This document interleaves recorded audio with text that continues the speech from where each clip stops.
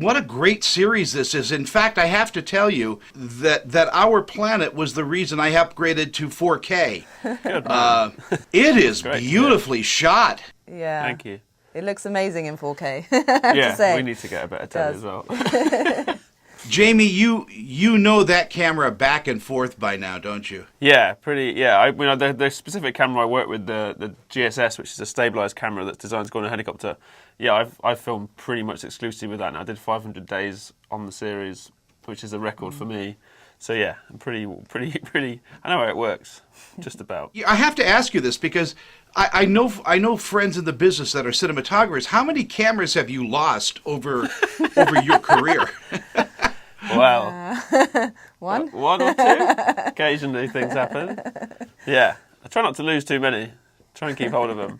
We dip them in the sea occasionally. We do a lot of work from boats, so yeah. Occasionally we were filming the penguin sequence for. These drones, actually, shamefully, it's the drones that we're having problems with. Yeah, they fly off and land themselves in the sea. Kind of landed a few of those in the sea. Yeah, the camera I use is worth about $500,000, so I try not to lose it too often. I seriously think that drones are beginning to achieve consciousness and they just go wherever they want to go. They will do, yeah. They're teaming up with toasters and they'll go off. They'll just do it themselves one day. Yeah. Well, in this series, I mean, you're going everywhere. What is the hardest shot you've done, Jamie?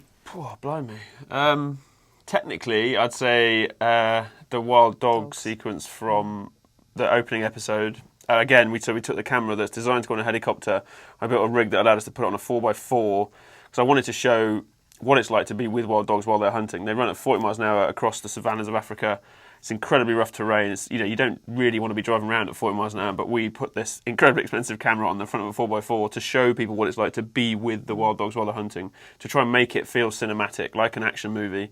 And so to actually film while you're driving along at 40 miles an hour is technically incredibly hard, and you're on the end of a 2,000mm lens doing 40 miles an hour with absolute mayhem playing out in front of you, being in the wildebeest herd. So that's incredible when it all comes together and you see the moment when the female wildebeest saves her calf from the wild dogs, and for that all to play out in front of you it's pretty special. It took a long time to get all the bits of kit to make that work, and yeah. You mentioned the fact that these are shot pretty much like a movie, an action movie, and you're absolutely right. This is not one of those slowed down. David Attenborough does such a great job narrating these, but. I mean, this is like shooting, an action scene in New York City. Yeah, but it's an action scene where you don't know what the actors are going to do. They're just crazy wild animals running around, freestyling it. So yeah, it's pretty. And for that specifically, that shoot, we didn't want to do the usual super slow motion. We wanted people to feel like they're with the dogs on the hunt, to make it feel frenetic and exciting. So a lot of it was real speed. And then, means you have to get all the shots covered and you can't sort of hide behind slow motion cinematography. So, yeah, it was a very different way of working for us. And Sophie, you're no stranger to any of this. You're out there doing these fantastic things. What gave you that decision to say, well, I'm going to go to the Antarctic rather than go shoot a sitcom in L.A.? Because animals are better than people. No. No, I mean, More of a challenge, I just love it. My favourite place in the world are kind of cold deserts, if you like. It's just amazing to be that far away from humanity and people, and to just indulge into the headspace and the world of animals and to tell their stories. I mean, what animals go through, it's remarkable what they go through just on a daily basis, of how they have to find their own food, hunt and kill their own food, or massive waves that penguins get churned up in and they have to get sort of spat out the other end. And there's just constant dramas going on that I kind of feel humbled by, I guess, because, we have it quite easy in cities.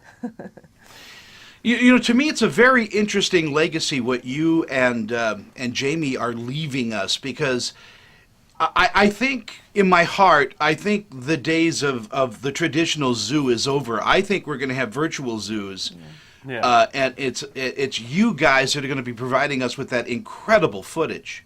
I hope so. I think, it would be good. I mean, obviously there are good captive breeding programs that go on in zoos for very rare species, but by and large the big animals, I mean, they shouldn't really be in zoos. And I think if we can do that, if we can bring nature inside. To show people that, like you say, the stories are amazing and the environments they live in are amazing. So to take people into those places, it's pretty Jamie, exciting. will the next step be virtual? I mean, will you put on those glasses and you walk with the animals? I mean, is that going to happen? Maybe, yeah. Stay tuned. We'll see.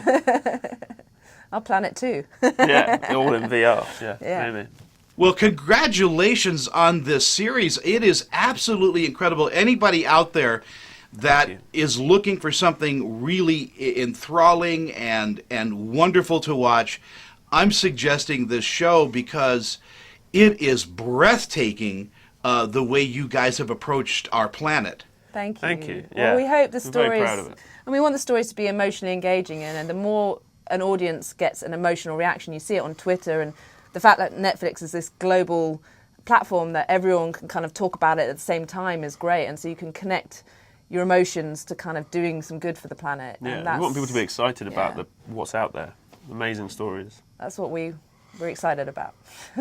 Well, again, the series is Our Planet. It's on Netflix, and everybody in the world has Netflix, so there's no excuse not to watch it.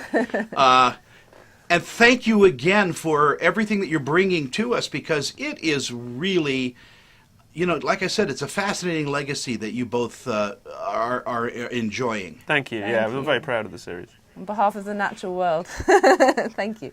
You speak for them. Thank you so much, and have a wonderful day. And Thank you. Thank you. Thanks, Tony.